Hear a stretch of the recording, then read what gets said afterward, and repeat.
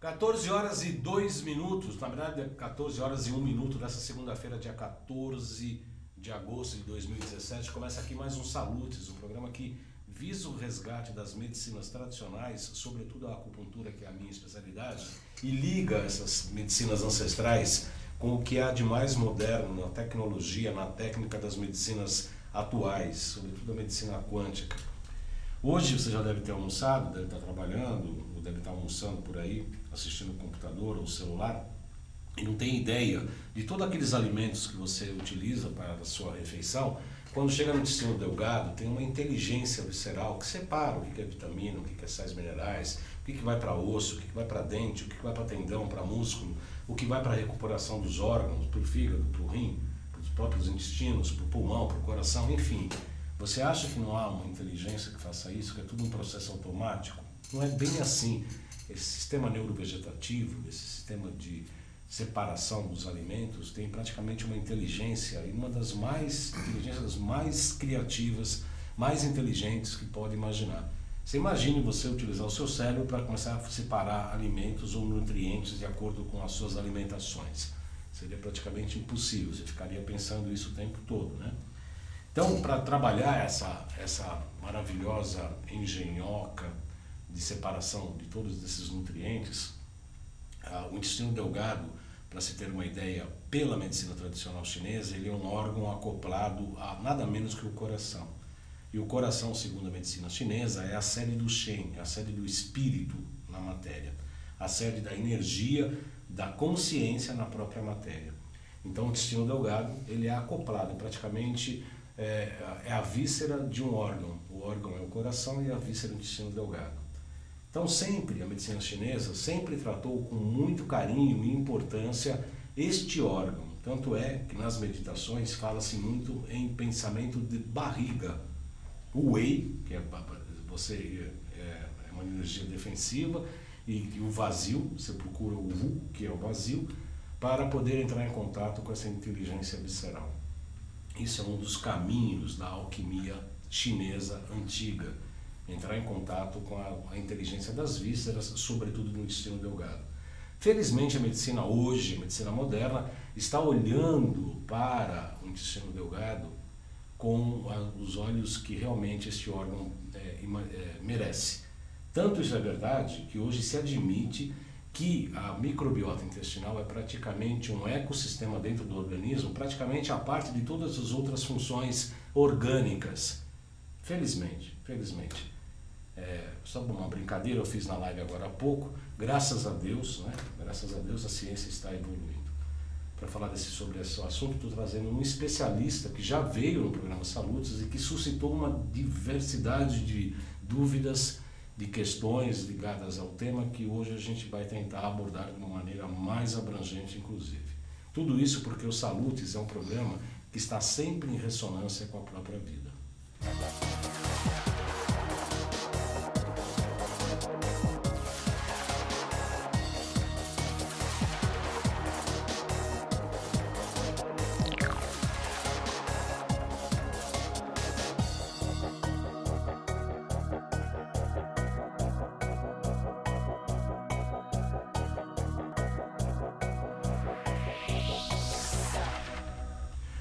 Muito boa tarde a todos. Como eu falei no início do programa, o nosso programa hoje é sobre a microbiota intestinal, sobre disbiose, quais são suas causas, o que ela pode causar na saúde de uma maneira geral, tanto fisiológica quanto psíquica.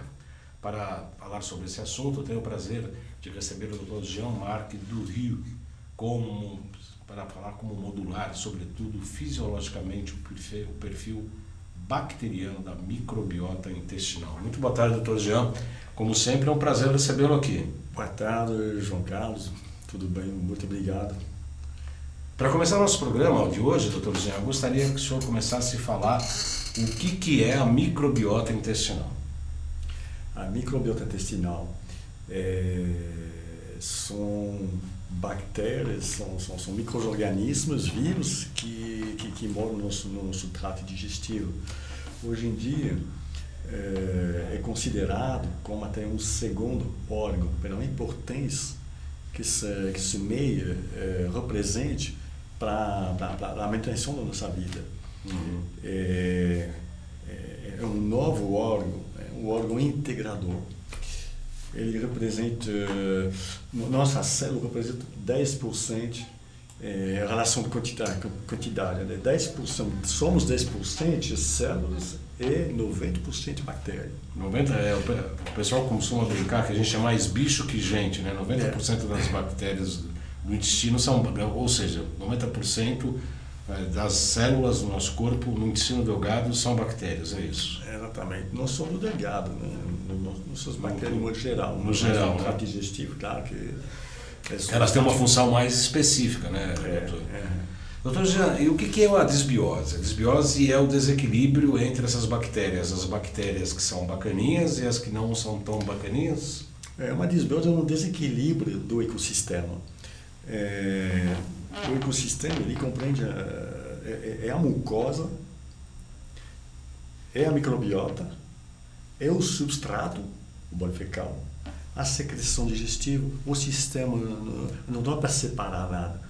Hoje em dia somos acostumados a separar tudo compartimentado. Mas quando a gente quer entender o que está acontecendo dentro do complexo ecossistema, ele é particularmente complexo, um ecossistema digestivo, que estamos falando de hoje. Então, essa complexidade precisa ser abordada de uma maneira a não prejudicar. E esse grande equilíbrio das bactérias intestinais seria um ponto fundamental para a saúde. Pelo que eu entendo, não dá para fazer uma suplementação nutricional, não dá para fazer vitaminas e etc. se há um desequilíbrio intestinal, há uma desbiose. Ou seja, esses aspectos nutricionais apenas de suplementação, se houver uma desbiose, ele não é totalmente aproveitável. A gente não sabe exatamente o que a gente consegue aproveitar ou não, né? Aliás, eu costumo falar o que é uma alimentação ideal. Hoje eu respondo da seguinte forma: não tem uma alimentação ideal.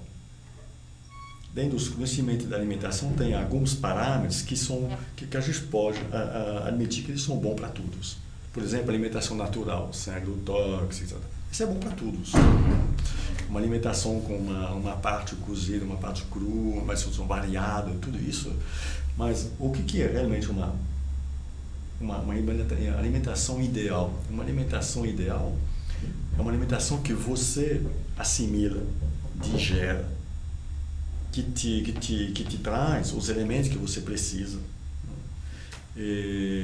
Sem prejudicar, sem inflamar. E que te nutra, né? Que alimente, né? Que alimente, que te nutre, cara. Que não gera fermentações anormais, que não faz crescer bactérias patógenas, que elas mesmas secretam toxinas que são perigosas para a nossa saúde, que inflamam a mucosa, etc. E somos muito diferentes de uma pessoa a outra. A microbiota, como os digitais, é uma coisa extremamente individual. Eu estava estudando um material, Dr. Jean, que há pelo menos 20 anos surgiram essas pesquisas da microbiota a partir de populações de países ricos em desenvolvimento de doenças crônicas. O senhor participou e participa de pesquisas há uns 20 anos já, né, doutor? Sim. Nesse período, nesses 20 anos de estudo sobre microbiota, existe um guarda-chuva que são as principais áreas que a gente tem que defender esse novo conceito de estudo? Quais são essas áreas desse novo conceito da microbiota? Eu não tenho certeza que eu entendo bem a sua pergunta. Você está me perguntando? O conceito como um todo, que nós estávamos falando um pouco antes do programa, quer dizer, são várias áreas que se acabam se integrando. Quais seriam essas áreas que são importantes no estudo da microbiota? Na verdade, não são as áreas que parecem... Para compartimentalizar, não. Que estão separadas. Sim. Né? É um conceito que, como estamos tentando modular um sistema extremamente complexo, automaticamente, quando a gente quer abordar uma complexidade, a gente tem que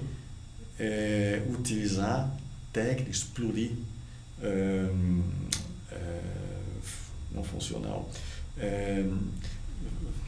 Vários aspectos, trabalhar sobre vários aspectos. Quais seriam os principais? São 3 principais aspectos. A gente trabalha sobre 3 aspectos. O primeiro é a alimentação, é fundamental. A alimentação, a gente trabalha sobre o hipercrescimento bacteriano, o supercrescimento bacteriano, de bactérias anormais, responsável de fermentações anormais, que gera inflamação, etc. É tudo uma cadeia de reação, né? Que a gente pode explicar mais para frente. E o terceiro é de favorecer as boas bactérias. Uma disbiose pode ser tão antiga, crônica, ela pode gerar danos no trato digestivo, na mucosa principalmente, né? Hiperpermeabilidade é um dano na mucosa automaticamente. Destrói as tight junctions, as mucosas têm junções, e quando elas se destroem, gera uma passagem. Uma passagem, né? É uma lesão, na verdade. E quando essas substâncias, fragmentos de bactéria, de proteína, de coisas que não macromoléculas, quando ela consegue passar essa barreira intestinal, onde que ela vai? Ela vai na linfa, no sangue. E aí dissemina para o corpo todo. O sangue é o segundo filtro, você vai carregar o segundo filtro. O fígado vai sofrer. Mas sangue e linfa é entrada e saída da matriz extracelular. Segundo Pichinger, é o ponto central das nossas regulações neurohormonais e metabólicas. É a água do aquário. Nossa célula é o peixe. Sim. A gente tem essa água do aquário do peixe. Que é essa área controlada pelo sistema linfático. Exatamente. A água, o peixe faz um trabalho, ele precisa se nutrir, ele elimina toxinas de jeito. E essa água tem que ser regenerada o tempo todo, o sistema linfático, né? E os capilares também participam. E quando a gente tem porta aberta para sujar de uma maneira que os filtros estão sobrecarregados, são deficientes sobrecarregados, vai carregar a matriz tranquilamente. Vai carregar a matriz e isso vai gerar intoxicação, infecções, inflamação. Infecções também, né, doutor? Infecções, vai favorecer as infecções recorrentes, mas o principal no início são as inflamações. As inflamações para aumento das citocinas pró-inflamatórias. Citocinas são células da imunidade. Tem citocinas, muitas citocinas, é complexo, tem citocinas pró-inflamatórias, as citocinas anti-inflamatórias. Uma hiperpermeabilidade intestinal. Nós temos aqui um filtro de 200 a 300 metros quadrados. Uma hiperpermeabilidade vai gerar passagem de substâncias anormais que vai desencadear uma inflamação. E vai inflamar o quê? Pode inflamar o que você quiser, vai dependente do ambiente das citocinas que estão sendo aumentados, né? Tem citocinas que vão favorecer a inflamação dos endotélios vasculares, né? E quando você tem os endotélios vasculares inflamados, ainda bem que a gente tem colesterol. O colesterol no primeiro tempo vai salvar vidas. Ele vai tamponar um vaso sanguíneo, tem uma espessura de uma folha de papel. Imagina você inflama isso, o sangue tem que ficar dentro do vaso. Então, fecha. Mas como a gente nunca resolve o problema, não na causa, mas as causas da causa, aí o fenômeno continua e a gente acaba entupindo as veias, né? Entre outras. Aí é que acontece a história do AVC e etc, né, doutor? Tem vários comentários aqui e muita gente assistindo o nosso programa, pelo qual eu agradeço. Elisângela Alves Araújo, o próprio Carlos Froes, que estava aqui agora há pouco, a Glau Alves, Alice Cervelin, o Luiz Carlos Fonazieri, que é um amigo nosso que trabalha com laser puntura, Rita Azevedo, já tem perguntas aqui, doutor. Tá. Uma delas é da Elisângela Alves Araújo, que ela gostaria de saber sobre o kefir. Deve tomar todos os dias? Pela quantidade que ela está tomando, não sei como é que a microbiota dela deve estar explodindo. Ela toma 750 ml por dia. Muita coisa, né, doutor? Bom, como eu falei, todo mundo é diferente. Eu acho que é bastante. Né? Mas, sobretudo, vamos ao kefir, por exemplo. Deve-se tomar kefir todos os dias, por exemplo?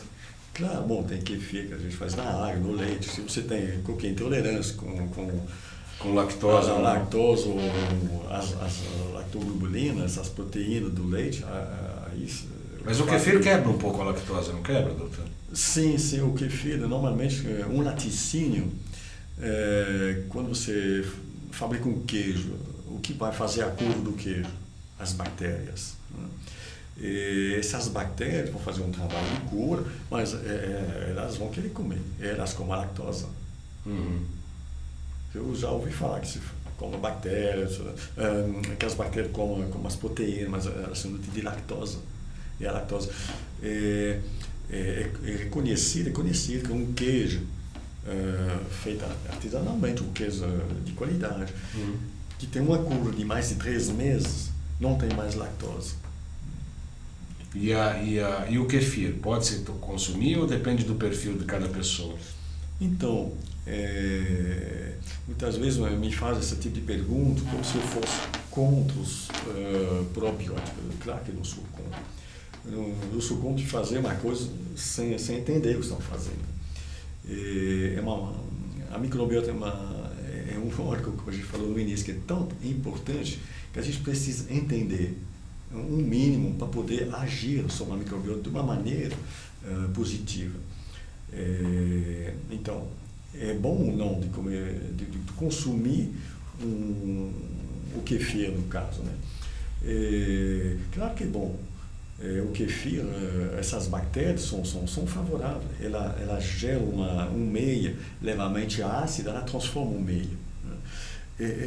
Essa substância transformada, ela é mais fácil de digerir. As bactérias fazem uma predigestão interessante. Elas modificam o pH, o RH2. O RH2 é o potencial de oxidorredução. Um RH2 elevado é uma oxidação. O RH2 diminuída é uma redução. Redução é o contrário da oxidação. Sim. Então, essas bactérias, bactéria láctica, bactérias, a maioria, bom, acho que todas as bactérias lácticas, na verdade, ela gera um meio levemente ácido reduzido. Isso seria bom, então, o kefir de leite ser consumido antes da refeição, por exemplo? Por exemplo. Agora, o problema de quantidade, cada um... 750 ml eu acho para ficar bêbado, né? Não precisa de tanto assim, mas eu não vou fazer uma afirmação, eu não sei por que a pessoa toma isso, talvez ela está em tratamento e faz uma coisa especial durante um tempo, eu não sei. Mas, de uma maneira geral, o senhor, então, não é contrário e também não é muito favorável ao kefir de leite, é isso que eu entendi? Não, o kefir de leite, se a pessoa não tem problema de intolerância à lactose, a lactose, a lactobrulina, por que não? E o de água? O de água seria uma opção para as pessoas que não estão aceitando o leite. Então, o senhor é favorável, então, de uma maneira geral, ao kefir de uma maneira geral. O Leandro Ramos pergunta o seguinte: crianças que nasceram por cesárea e não foram amamentadas corretamente têm microbiota prejudicada? Isso pode acarretar problemas com a imunidade durante a vida? Normalmente são pessoas que têm uma microbiota um pouco mais frágil. O problema é que, a maioria das vezes, nosso primeiro contato com o mundo bacteriano é no momento de nascer. Uma criança nasce pela via natural da mulher, ela vai encontrar bactérias que pode ser bastante favorável, principalmente se a mulher tem uma microbiota equilibrada. Por isso que eu sempre falo, é extremamente interessante de trabalhar no perfil da microbiota durante a gravidez, porque é uma coisa que se transmite para a mãe. Então, na hora de nascer, a criança vai ter uma impregnação dessas bactérias nascendo. Essas bactérias são extremamente interessantes. Agora, uma pessoa que nasce de cesárea, a zona pericirurgical não é uma zona totalmente sem bactérias. Mas as bactérias que tem aqui, as poucas bactérias que tem aqui, não são bactérias prejudiciais, não tem problema. Só que não são as bactérias que a gente precisa encontrar ao nascer. Esse é o problema. Porque essas primeiras bactérias que vão ocupar as velocidades da nossa mucosa intestinal são bactérias que não vão ter problema nenhum para ser implantar. Só que são elas que vão escolher a seguinte. Se entram primeiramente as bactérias benignas, mas que não são as bactérias que a gente espera, elas também vão escolher a seguinte. Então, a maioria das vezes, quando eu tenho um paciente que nasceu de cesárea, que não foi amamentado, que foi amamentado com leite de vaca e que desenvolveu cedo alergias, normalmente são gente que tem uma microbiota frágil. Agora tem gente que nasceu de cesariana, mas depois que foi amamentado, um ano e meio. Aí equilibra. Pode equilibrar, principalmente se na família também tem uma certa consciência, não dá muito açúcar para a criança, se tem uma alimentação equilibrada, com legumes, uma alimentação... Tem outro problema com a microbiota, especialmente mesmo jovem, né? A gente tem tendência a criar um meio de vida o mais asséptico possível. Essa era a questão que eu ia tratar com o senhor. Hoje cria-se os indivíduos trancados em apartamento, não pode pisar na terra, não pode mexer com a terra, não pode comer terra. Eu lembro de ter comido terra quando era criança, e não me arrependo, hein? Porque a terra, tava bacaninha. Tava meia crua e tal, mas eu comi terra.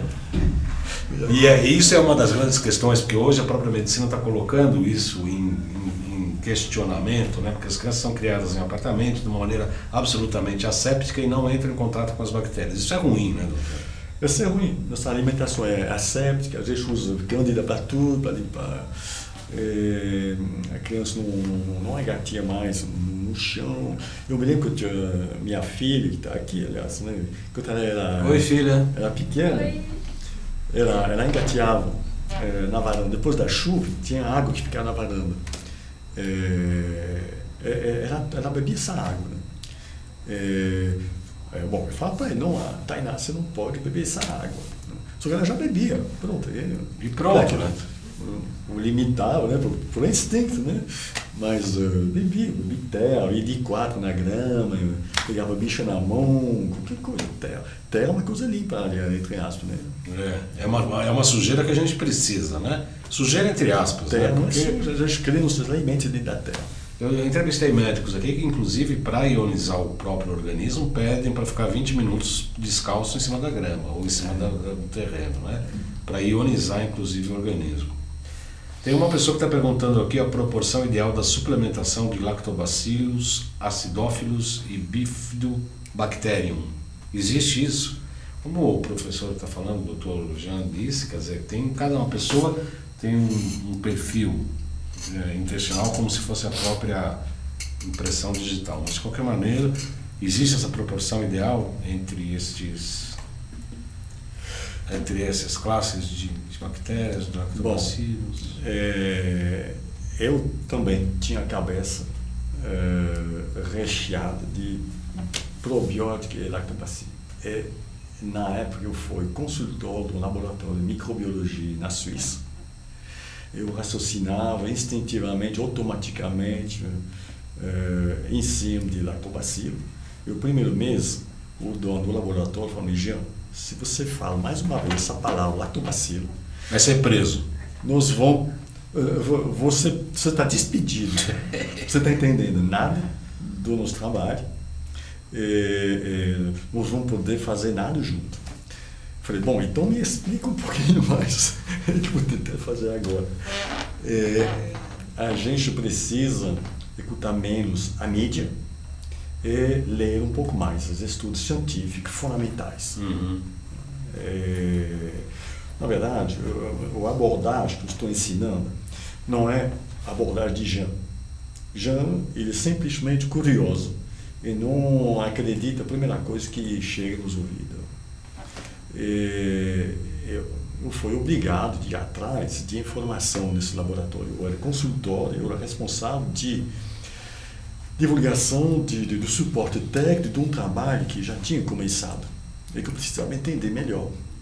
Mas eu fui contratado para a minha capacidade de sintetização de várias matérias de aparelhamento de natureza diferente e do meu conhecimento em medicina alternativa, chamava alternativa, de abordagens alternativas na área da medicina. Eu precisava entender melhor o que foi desenvolvido na década de 90. Nesse laboratório, em 92, o dono do laboratório, a Cepsa, na Suíça, decidiu de virar as costas do mercado prometedor de lactobacila, de probiótico no geral. Porque ele acreditava que essa não era correta, uma maneira correta de trabalhar na microbiota. É isso que eu precisava entender. Isso que foi difícil para mim, porque eu tinha a cabeça feita também.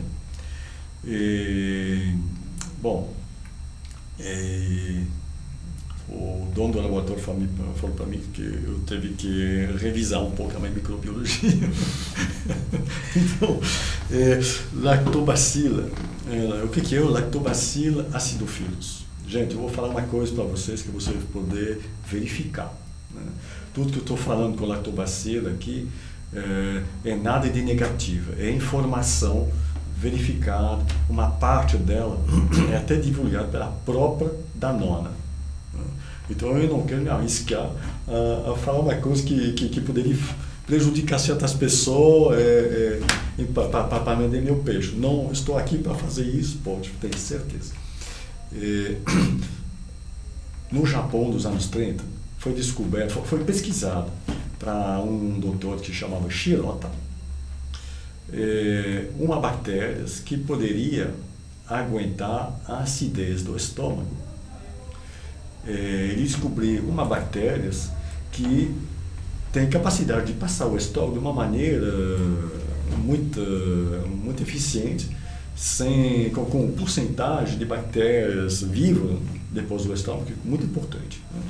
E chega quase a 100%, aliás. Então ele chamou essa bactéria de Kasei shirota, ou Shirota kasei, agora eu não lembro se eu acho que era Kasei shirota. Mas na Europa também eles descobriram essa bactéria. Aqui a gente chamou ela de Lactobacillus acidophilus.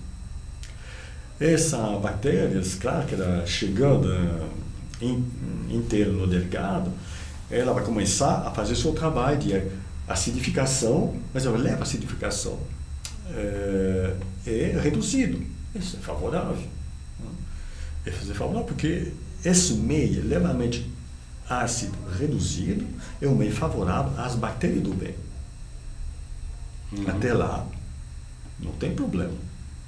É satisfatório. Então, foi descoberto também que o Lactobacillus acidophilus é um lactobacilo que ajuda a ganhar peso. Então, a gente utiliza há décadas esse probiótico para engordar animais de corte. Essa não é a acusação que estou fazendo. Essa acusação já foi feita na França em 2010 contra a Danone. A Danone foi processada por desonestidade intelectual. Eu não vou falar sobre isso, porque eles se defenderam. Tem toda uma matéria no internet, que quem se interessa, por favor, fique à vontade, lê essa matéria. Eu li essa matéria, estou dando essa referência. Por quê? Porque, na verdade, a Danone comprou o Shirota.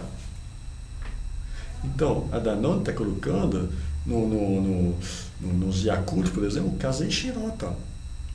Está colocando nos iogurtes, está vendendo iogurte probiótico para engordar os animais de corte. Aí, mas ela é maléfica para a pessoa? O problema que eu vou falar do problema do lactobacilo em geral. Agora eu estou falando do acidofilo. Teve essa pergunta, né? Estou respondendo acidofilos. Eu acho que é uma bactéria que a gente tem que pensar 2 vezes antes de tomar, porque ela vai gerar um hipercrescimento bacteriano no delgado. E aí entra as marcas aí que a gente conhece, Yakult, etc. Danone. Aí esses produtos, não é só Danone que está utilizando.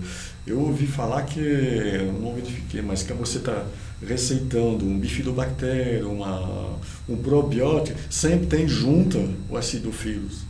Você não consegue separar, né? Você não consegue separar, porque cara, vai ajudar a passar através do estômago.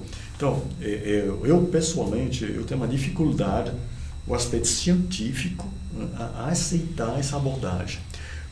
O SIBO é o que me motiva, principalmente para falar o que eu estou falando, porque o que é um SIBO? É Small Intestine Bacterial Overgrowth. Essa é uma abreviação em inglês que diz dizer que no intestino delgado tem um crescimento anormal de bactérias. Crescimento anormal de bactérias, por enquanto, a gente não está falando de patógeno, mas um excesso de bactérias boas lá, de boa, entre aspas, pode ser boa, pode ser ruim também, mas estou falando do excesso de bactérias. A gente não qualifica a bactéria. O SIBO é um excesso de bactéria no delgado. Por que esse é negativo? Porque, primeiro, não respeita a fisiologia digestiva. O intestino delgado não é uma zona onde a gente precisa de muita bactéria. Acima de 10 elevado a 5 bactérias por ml é um SIBO. A gente coloca 1 bilhão de lactobacillus em cápsula gastro-resistente. Então, o que estão fazendo aqui, eu não sei. Para mim, o simples fato que não esteja dentro da fisiologia, eu não me interessa, porque quando a gente não respeita a fisiologia humana em todas as áreas, você não consegue estabilizar, você não consegue introduzir um novo equilíbrio que depois se sustentam naturalmente por um estilo de vida adequado. Uhum. Na verdade, essas bactérias deveriam agir mais no intestino grosso, né, doutor? Principalmente. Então, de um lado, a gente tem toda ação. De um lado, essas bifidobactérias, essa lactobacilo, eles podem ter um controle sobre as patógenas do delgado, porque elas vão gerar esse meio levemente ácido e reduzido. Esse lado é positivo. Vários estudos mostram, na clínica, né, mostra efeitos interessantes. Diarreia, imunidade, certos aspectos mostram melhor. A mucosa, como a gente favorece as boas bactérias, a gente favorece a implantação de bactérias boas na mucosa intestinal, mas não são essas bactérias que você ingere. Elas são muito diferentes que a nossa. Uhum. Elas são criadas in vitro, elas são parecidas, elas não são iguais. Essas bactérias que você ingere não têm essa afinidade que nossas bactérias têm com o nosso próprio ecossistema, mas principalmente com a nossa genética. Nossas bactérias comunicam com o nosso cérebro, nossas células. Tem 2 principais competições no intestino. A competição pelo meio nutritivo é uma competição pela ocupação dos receptores na mucosa, para aderir, os receptores de aderência da mucosa. Uhum. Então, a lactobacillus ela pode melhorar a aderência. Por isso que tem um lado interessante. Né? Então, mas foi obrigado eu não queria perder um emprego lá na Suíça, a aprofundir esses aspectos. Eu vi que um consumo de probiótica de uma maneira importante muitas vezes questionado por aumentar as bactérias no delgado, zona de assimilação, de transformação, zona de síntese de muitos elementos nutritivos, né? Vitamina K é um exemplo dele, mas se sintetiza um monte de elementos.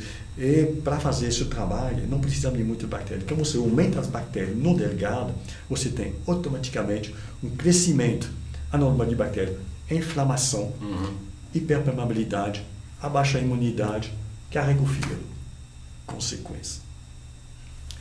Agora tem muitas pessoas que quando consomem lactobacilo gera efeitos indesejáveis, né? Essa me foi relatado por muitos pacientes, que eu recebo muitos pacientes. Eu acho que quando a gente quer recuperar um trato digestivo, um ecossistema digestivo, a gente tem que tomar muito cuidado do delgado, porque tudo que acontece no intestino grosso depende do que sai do delgado. Então, se sai do delgado um alimento suficientemente predigerido, né, com as bactérias, certo, o cólon não vai adoecer. Se tem um problema lá no delgado, o problema principal do delgado é a má absorção dos açúcares rápidos. É aqui que se absorve o açúcar rápido. Quando a mucosa tem uma alteração na mucosa do delgado, o delgado diminui sua capacidade de assimilar açúcares rápidos. O que vai acontecer? Se os açúcares rápidos deixados lá no intestino, disponível às bactérias, vai nutrir as bactérias. Essas bactérias vão crescer de uma maneira anormal. A tal ponto que esse sistema é crônico, né? Esse fenômeno. Então vai inflamar, hipermeabilidade, como eu falei. Mas o que vai acontecer? Esse fenômeno vai ser crônico. Vai providenciar cada vez mais açúcar não digerido, não absorvido no delgado, para as bactérias do intestino grosso. Vai proliferar, inclusive, bastante. Né? As bactérias anaeróbicas. Aí tem bactérias. E aí vai explodir bactéria. Essas bactérias no delgado vão gerar um gás que se chama metano. Essas bactérias metanógenas vão consumir triptofano, ômega 3, vitamina B12. Elas vão gerar toxina, endol, escaptol, mercaptana, que são toxinas extremamente prejudiciais para o sistema nervoso. Vai inflamar. E normalmente, quando a gente tem danos estruturais, doenças lesionais do trato digestivo, muitas vezes é no colo. E no colo que a gente tem polipas, inflamação, colites, cânceres, doença inflamatória crônica, etc. Porque o colo está pagando o pato, está pagando esse desequilíbrio lá em cima. Desequilíbrio começa muitas vezes já na boca. Na boca. Doutor, tem várias perguntas aqui. Já falamos do kefir. A Roseli Veiga fez duas questões que eu vou juntar em uma só e vou ajudar, se você me permite, eu vou responder em parte aqui. Sim. Já ouvi falar que quando tomamos antibióticos acaba com a flora intestinal. Por que os médicos não receitam probióticos? Acaba sim e cria problemas sérios com a microbiota intestinal. E ela também pergunta, quem faz lavagem intestinal por constipação tem que fazer por causa de alguns exames, tem que repor com probióticos e pré-bióticos? Então eu vou responder essa primeira pergunta sobre antibióticos. Sobre antibióticos. Essa pergunta é importante. Um médico, quando recebe um paciente que tem uma doença infecciosa, tem que receitar um antibiótico. Ele é obrigado por lei. Uma doença infecciosa tem que ser controlada, tem que ser aniquilada à medida do possível. Ele tem que fazer isso. Não tem escolha. Se ele não receita um antibiótico, o paciente piora ou morre, eu acho que o sereno dele vai para o espaço. Um médico a maioria dos médicos não tem muitas alternativas. A lei obriga a utilizar os protocolos os mais atualizados para lidar contra os sintomas. Não, quanto ao antibiótico não tem dúvida em relação. Ela está perguntando se depois tem que repor com pré e probióticos para restabelecer o equilíbrio, doutor.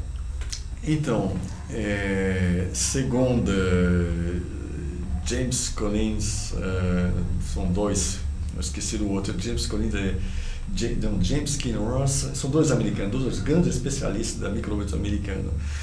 Eu esqueci o nome agora. Eles afirmam o seguinte: se você toma 7 dias de antibiótico, você vai precisar de 2 anos para recuperar um equilíbrio da microbiota, que não será o equilíbrio do início, será o equilíbrio com uma diversidade bacteriana inferior. Mais que você diminua essa diversidade bacteriana, mais que você desestabiliza a microbiota. Essa chega até essas infecções com Clostridium difícil, né? Ele é difícil porque a maioria dos antibióticos, quando não funciona, a vida está realmente em perigo. E nesses casos faz reposição de microbiota total. Que vem de fezes de pessoas saudáveis, etc. Inclusive... Então, essa reposição de probiótica, né? Nesse caso, é extremamente favorável, salva a vida, né? E resolve. Resolve, né? Claro. Doutor, como é que o senhor trabalha hoje? Assim? Quais são as principais patologias que a gente poderia imaginar que tem origem na desbiose intestinal? Inclusive as emocionais, né? As depressões, pânico, insegurança, excesso de medo. Aí o lado psicologia, cognitivo. Né? Certas inflamações podem inflamar a meninge, a meninge, né? A meninge encefálica, né? Que é uma membrana. Córtex, né? Que é a membrana que está envolvendo o córtex, né? Então pode inflamar a encefalomielite, são as camadas de mielina do cérebro inflamadas. Né? De onde vem isso? Olha a situação do autista. Hoje já se prova, né, inclusive. Né? Mas hoje em dia a gente tem muitas pessoas que têm problemas cognitivos importantes. Demora atenção, concentração. E tudo isso a gente tem que se conscientizar que nós temos aqui no delgado, em 2 camadas musculares do delgado, um plexo mesentérico. Esse plexo mesentérico tem células que se chamam células cromafinas. Essa célula cromafina sintetiza a serotonina. Essa é uma descoberta de James Collins em 1981, neurocientista americano. Depois, uma equipe australiana descobriu que não é só a serotonina, são os ventos principais neurotransmissores que estão sendo sintetizados e estocados pela essa célula cromafina nessa região. Então, o intestino delgado é uma zona extremamente sensível também em relação ao sistema nervoso, ao equilíbrio do sistema nervoso. O sistema neuroentérico vai controlar a digestão do esôfago até o ânus, incluindo várias secreções digestivas. Eu vou pedir para o Paulo Xerec colocar nossas vinhetinhas aqui, nossos GCs, por favor, Paulo, nós já estamos quase terminando o nosso programa. Doutor, falta 10 minutos. Enquanto eu passo as vinhetas aqui, o senhor faz um rastreamento dos assuntos que não tratamos e que é importante tratar ainda hoje. Vamos lá, Paulo, então, para nossas vinhetas aqui. O WhatsApp, esse é para marcação de consulta, tá? É 977192266. Mande o WhatsApp, tá bom? A loja virtual tem vários equipamentos da Nova Ciência, inclusive para detox de metais tóxicos, vírus, bactérias e protozoários. Na loja virtual jcbaldano.com.br. Nas mídias, acesse esse site, para onde vai inclusive o link desse programa, que vai subir para o YouTube também. Instagram, @jcbaldano.acupuntura, 2 canais no YouTube, João Carlos Baldan e o Além de Agulhas. Tem mais algum, Xerec? Não, né? Não. Viu até o não do Xerec? Não.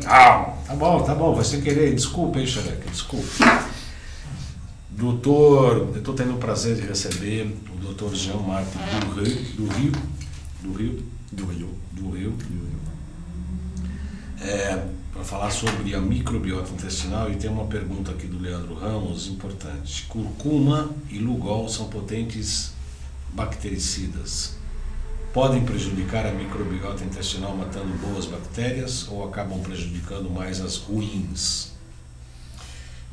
O curcumã é principalmente um excelente anti-inflamatório. Anti-inflamatório. Por que ele é interessante na mucosa intestinal? Porque ele tem um efeito anticitocina pró-inflamatório. Pró-inflamatórios. Então, especialmente o curcumã, quando misturado com uma gordura ou piperina, que tem uma pimenta caiena da pimenta, né? Eu misturei pimenta caiena com curcuma, que eu trouxe lá de Cuiabá, do Jonas, que eu tive lá na fazenda dele. A gente pegou no pé, moemos, deixamos secar no sol e moemos. E misturamos, eu estou distribuindo para todo mundo. É adorável. Então. Não me fale que faz mal. Não faz mal. Está proibido me falar que faz mal. Não faz mal. A gente usa isso, né? Só que o pimenta, é o pimenta do reino, né? A gente utiliza a piperina. A gente utiliza uma dosagem extremamente baixa, porque é a presença da piperina que é suficiente para potencializar o efeito do curcumã de 10 a 20 vezes. É documentado, estou falando. E não faz mal para a microbiota intestinal? Não faz mal. Obrigado pelas observações, doutor Jean, sobre os acidófilos, comenta o Leandro Ramos. Muito bem, vamos fazer o rastreamento. O que faltou falar, professor, doutor Jean? Falta falar muitas coisas extremamente importantes. Primeiro, fizemos um conceito. Esse é um trabalho de anos. Só que o que orienta a gente para fazer um conceito que funciona? O primeiro ponto, a gente precisa saber exatamente o que é uma disbiose. O que é... Por que fermentações anormais? Onde que elas atuam? Por quê? A gente precisa entender o que está acontecendo na boca. Na boca, muitas problemas de gengiva, muitas pessoas têm herpes. O herpes é um fenômeno viral. Quem não sabe, acho que precisa. Um vírus herpes, o herpes simplex, pode gerar uma hipomotilidade do intestino grosso. Precisamos saber. Isso significa cólica no intestino solto, por exemplo, não? Não, hipomotilidade, que é intestino preso, não tem motilidade. Intestino preso é muito difícil. A pessoa coma bastante verdura, fibra, água, e não vai evacuar com uma frequência normal. Isso é muito frequente. Tem muito na boca, problemas virais graves, problema de gengiva grave, problema fúngico grave. Tem um problema que a boca precisa ser vista realmente. Depois tem uma coisa extremamente importante, a disbiose mais grave é a estase gástrica. A estase gástrica quer dizer que o bolo alimentar está permanecendo no estômago mais que 2 horas. Por que está permanecendo mais que 2 horas? O que acontece com o seu estômago? A maioria das vezes é uma hipocloridria, quer dizer, falta de acidez no estômago. E ainda tem alguns colegas que dão omeprazol, né, que piora mais ainda. Né? O problema é que essa estase gástrica vai gerar uma fermentação. A fermentação é uma fermentação ácida. Esse ácido se chama acetato de metilo. Esse tipo de fermentação é extremamente prejudicial, é quase um vinagre, né? Então ela vai deixar o cardial aberto, ela vai gerar azia. Inclusive com a possibilidade do tal do regurgitamento, né? Quando a estase gástrica não está sendo diagnosticada, é uma dificuldade em gastroenterologia. Então, normalmente o paciente recebe um omeprazol, né? Porque a acidez, vamos fazer uma coisa contra a acidez, né? A medicina é uma medicina que nós temos, é uma medicina de emergência. A lei terapêutica que está sendo usada na medicina, ela não é errada em emergência, ela é do contrário, acidez antiácido, inflamação anti-inflamatória, muitas vezes é útil. Depois a gente tem direito momentaneamente, de se perguntar, né? Momentaneamente, diga-se. Depois a gente tem direito de se perguntar, mas inflamação por quê? O que tem atrás? Claro. Então, essa estase gástrica vai gerar no trato digestivo os mais graves danos. Primeiro, ele vai começar para permitir a formação de biofilme extremamente resistente. O que é um biofilme? Quando a gente quando a gente quer eliminar uma bactéria que é sob forma plantônica, quer dizer, individual, a gente mata isso com uma certa facilidade, com os elementos antissépticos que a gente tem hoje.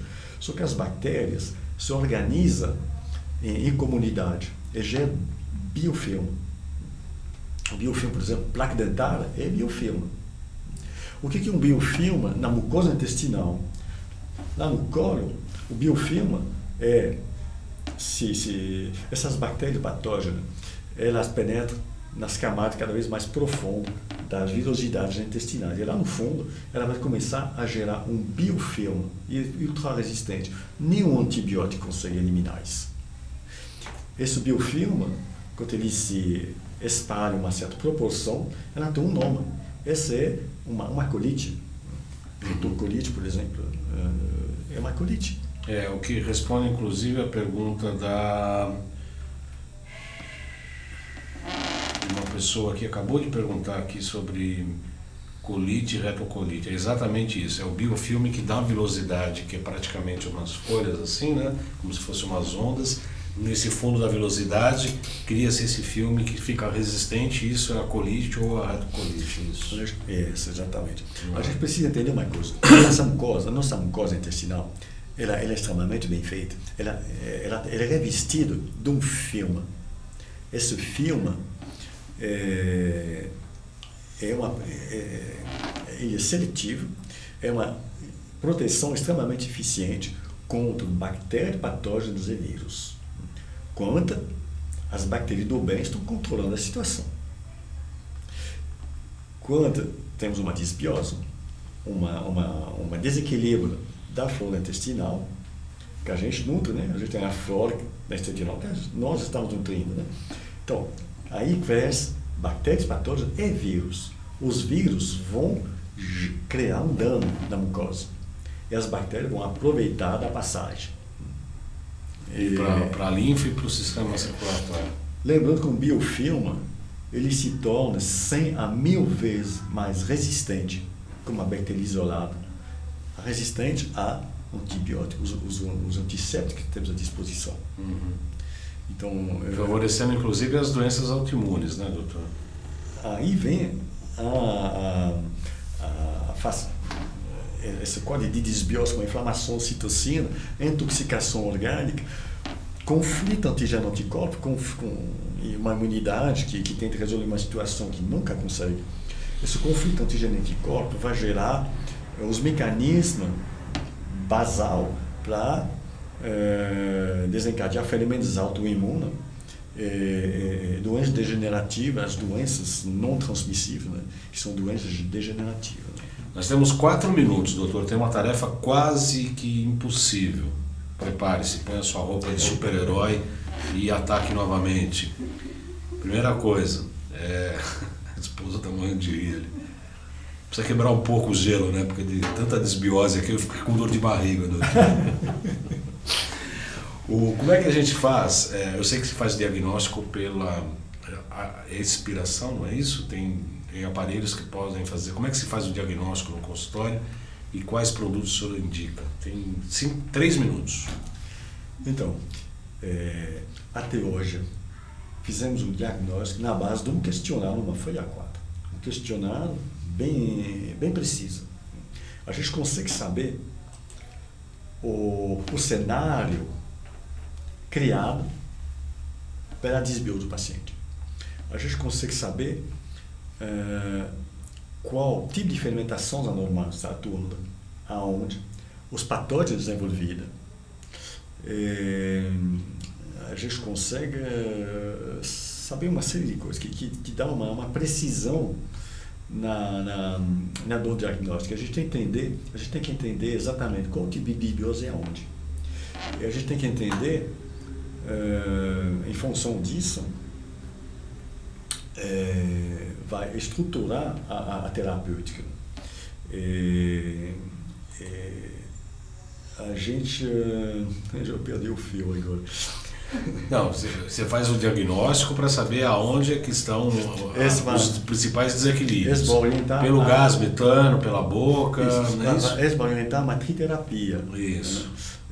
Alimentação, o aspecto antisséptico, que a gente não usa antibiótico lá, mas a gente tem desenvolvemos antisséptico extremamente seletivo e potente. E a repovoação, alimentação. Né? A gente trabalha dando às bactérias do bem um vantagem competitiva sobre as patógenas, aumentando as suas bifidobactérias com substratos bifidogênicos. Esses substratos não contêm bifidobactérias, eles vão nutrir suas bifidobactérias. Naturais da tua genética, que são naturais da tua própria... Exatamente. Lembrando que são as bifidobactérias, que são a única cepa que tem dois mecanismos de controle de patógeno. Um que é, como eu falei, que é ligado à criação do meio levemente ácido reduzido, e o outro, a própria toxina das bifidobactérias, gera um controle dos patógenos a largo espectro e longo prazo. Sobre bactérias bem complicadas, salmonella, shigella, cólera. Quando a gente tem um sistema digestivo equilibrado, nossas bifidobactérias têm uma capacidade enorme de administrar a situação de evasão por patógeno.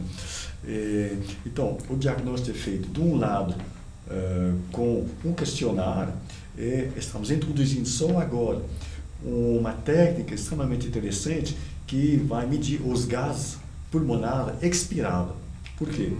Todas essas bactérias anormais vão gerar toxinas, danos na mucosa, fermentações anormais, e eles vão eliminar gases. Uma boa parte desses gases vão ser eliminados pelo sangue, vão se descarregar ao nível dos alvéolos pulmonares, e nós vamos encontrar esses gases na expiração. Na expiração. É uma técnica que é muito antiga. Faz muito tempo que se mede o hidrogênio expirado. Só que isso não é suficiente, eu não tenho tempo de explicar por quê. Mas hoje esse teste dá 40% de falso negativo. A gente estamos analisando o acetato de metilho, que vai diagnosticar com precisão a estase gástrica. É um eventual problema viral na boca. Quando tem acetato de metilho aqui, você procura vírus na boca. Vai colocar em evidência eventual hidrogênio no delgado. A desbio do delgado vai produzir hidrogênio. E do que você falou no início é muito extremamente interessante. O delgado está no polo coração. Só que esse polo fogo. Enquanto o fogo não é controlado, inflama. Sim. A gente tem hidrogênio aqui. Uma produção excessiva de hidrogênio no delgado, no polo fogo. Excesso de fogo é inflamação. Hidrogênio. E lá embaixo, o metano. No colo, quanto é um metano que está sendo evidenciado, mostra que a desbiose é uma desbiose importante que chegou lá no colo. Muitas vezes, não quer dizer que tem nada lá em cima, mas aquela, quanto ela é importante, ela vai gerar dano muito.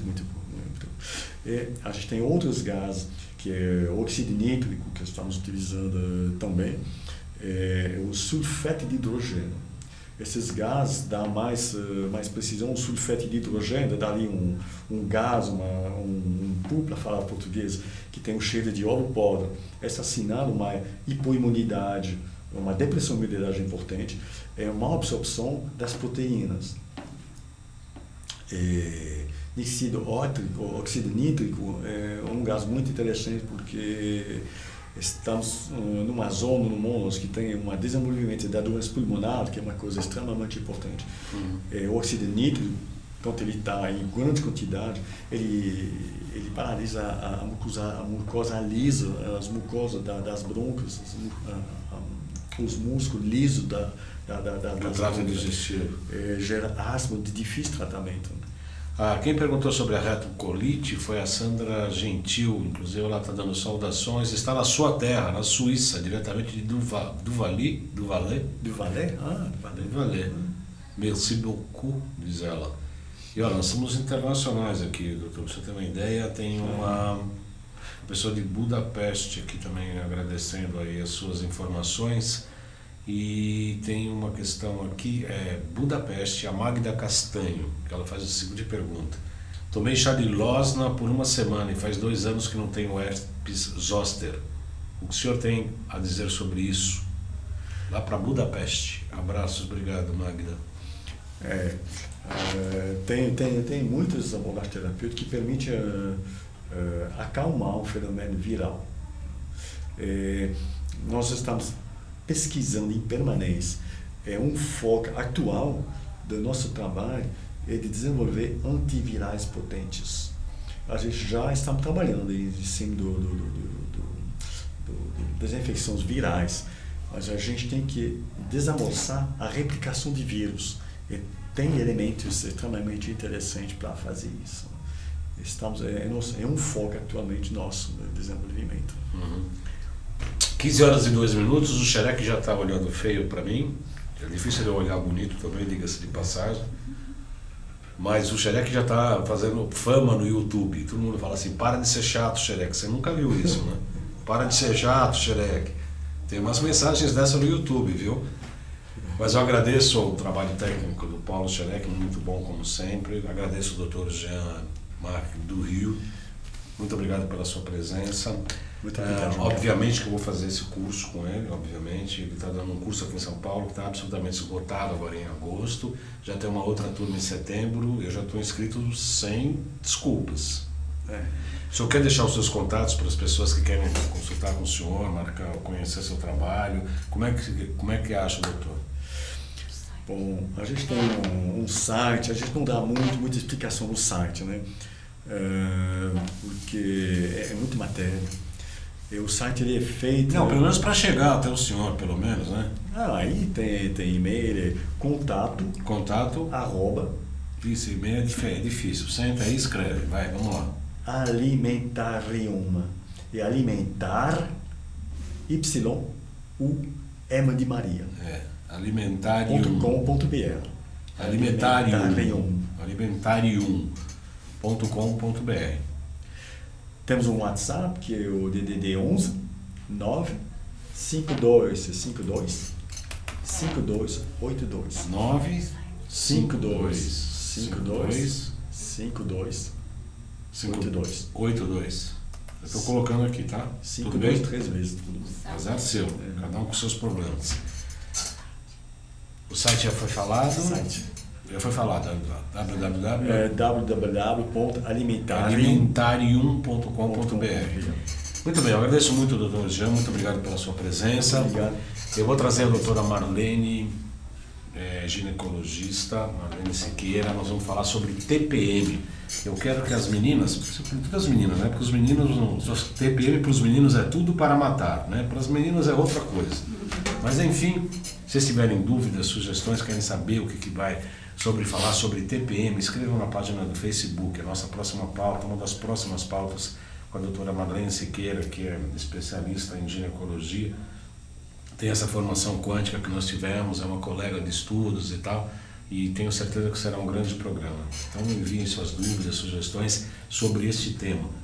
Tá? Eu agradeço a todos pela participação, pela assistência, desejando uma excelente semana e até a próxima segunda, 14 horas, ao vivo, aqui no site www.alltv.com.br ou pela página do facebook.com/baldam.joãocarlos. Boa semana a todos e até segunda.